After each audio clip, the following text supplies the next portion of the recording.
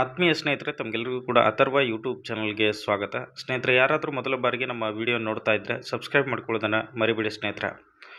ಇಂದಿನ ಈ ಒಂದು ವಿಡಿಯೋದಲ್ಲಿ ಮುಂಬರ್ತಕ್ಕಂತಹ ಪದವಿ ಪೂರ್ವ ಉಪನ್ಯಾಸಕರ ನೇಮಕಾತಿಯ ಕುರಿತು ಮಾನ್ಯ ಶಿಕ್ಷಣ ಸಚಿವರಾಗಿರ್ತಕ್ಕಂತಹ ಮಧು ಬಂಗಾರಪ್ಪನವರು ಒಂದು ಮಾಹಿತಿಯನ್ನು ಕೊಡ್ತಾ ಇದ್ದಾರೆ.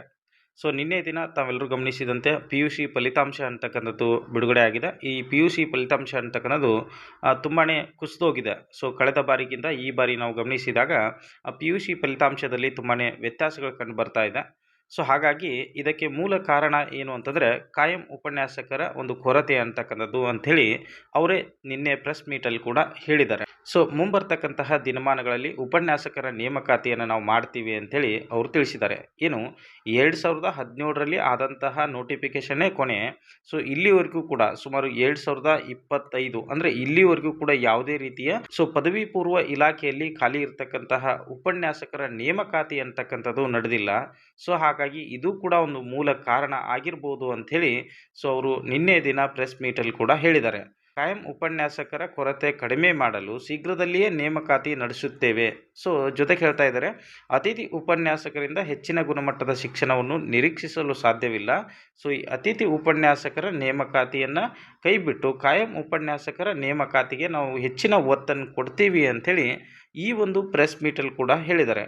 ಹಾಗಾಗಿ ಮುಂಬರುವಂತಹ ದಿನಮಾನಗಳಲ್ಲಿ ಆಲ್ಮೋಸ್ಟ್ ಈ ಒಳ ಮೀಸಲಾತಿಯ ಪ್ರಕ್ರಿಯೆ ಅಂತಕ್ಕಂಥದ್ದು ಸಂಪೂರ್ಣವಾದ ನಂತರ ಈ ಪದವಿ ಪೂರ್ವ ಇಲಾಖೆಯಲ್ಲಿ ಖಾಲಿ ಇರತಕ್ಕಂತಹ ಈ ಉಪನ್ಯಾಸಕರ ನೇಮಕಾತಿ ಅಂತಕ್ಕಂಥದ್ದು ನಡೀತದೆ ಸ್ನೇಹಿತರೆ. ಆಲ್ಮೋಸ್ಟ್ ತಾವೆಲ್ಲ ಗಮನಿಸಿದ ಹಾಗೆ ಸುಮಾರು 2ರಿಂದ 3 ವರ್ಷಗಳಿಂದಲೂ ಕೂಡ PU ನೇಮಕಾತಿ ನಡೀತದೆ ಅನ್ನುವಂತಹ ಸುದ್ದಿಗಳೇ ಬರ್ತಾ ಇದೆ ಹೊರತು ಯಾವುದೇ ರೀತಿಯ ನೇಮಕಾತಿಯ ಪ್ರಕ್ರಿಯೆ ಅಂತಕ್ಕಂಥದ್ದು ಚಾಲನೆ ಆಗ್ತಾ ಇಲ್ಲ.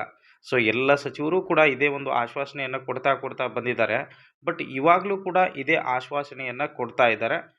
ಮುಂದಿನ ದಿನಮಾನಗಳಲ್ಲಿ ಕಾಯ್ದು ನೋಡಬೇಕು. ಯಾಕಂತಂದರೆ ಇವ್ರು ಹೇಳಿದ ಮೇಲೆ ನಾಳೆನೇ ನೋಟಿಫಿಕೇಷನ್ ಆಗಿಬಿಡ್ತದೆ ಅನ್ನುವಂತಹ ವಿಚಾರ ಅಲ್ಲ, ಬಟ್ ಆಗುವಂತಹ ಸಾಧ್ಯತೆಗಳು ತುಂಬಾ ಇದೆ. ಯಾಕಂತಂದರೆ ಇವಾಗಂತೂ ಎಲ್ಲ ನೇಮಕಾತಿಗಳಂತಕ್ಕಂಥದ್ದು ಸ್ಟಾಪ್ ಆಗಿದೆ. ಯಾಕಂತಂದರೆ ಒಳ ಮೀಸಲಾತಿಯ ಒಂದು ಕಾರಣವನ್ನು ಇಟ್ಕೊಂಡು ಈ ಒಳ ಮೀಸಲಾತಿಯ ಪ್ರಕ್ರಿಯೆ ಅಂತಕ್ಕಂಥದ್ದು ಮುಗಿದ ಮೇಲೆ ಈ ಒಂದು ಉಪನ್ಯಾಸಕರ ನೇಮಕಾತಿ ಅಂತಕ್ಕಂಥದ್ದು ನಡೀಬೋದು. ಇದಿಷ್ಟೇನಪ್ಪ ಅಂತಂದರೆ ಮಾನ್ಯ ಶಿಕ್ಷಣ ಸಚಿವರು ಹೇಳಿರ್ತಕ್ಕಂತಹ ಒಂದು ಹೇಳಿಕೆ ಆಗಿರ್ತದೆ. ಆಲ್ಮೋಸ್ಟ್ ಮುಂದಿನ ದಿನಮಾನಗಳಲ್ಲಿ ತಾವು ನಿರೀಕ್ಷೆ ಮಾಡ್ಬೋದು ಪದವಿ ಪೂರ್ವ ಉಪನ್ಯಾಸಕರ ನೇಮಕಾತಿಗೆ ಅಂಥೇಳಿ ನಾನಿಲ್ಲಿ ತಿಳಿಸ್ತಾ ಇದ್ದೀನಿ. ಎಲ್ರಿಗೂ ಕೂಡ ಧನ್ಯವಾದಗಳು ಸ್ನೇಹಿತರೆ.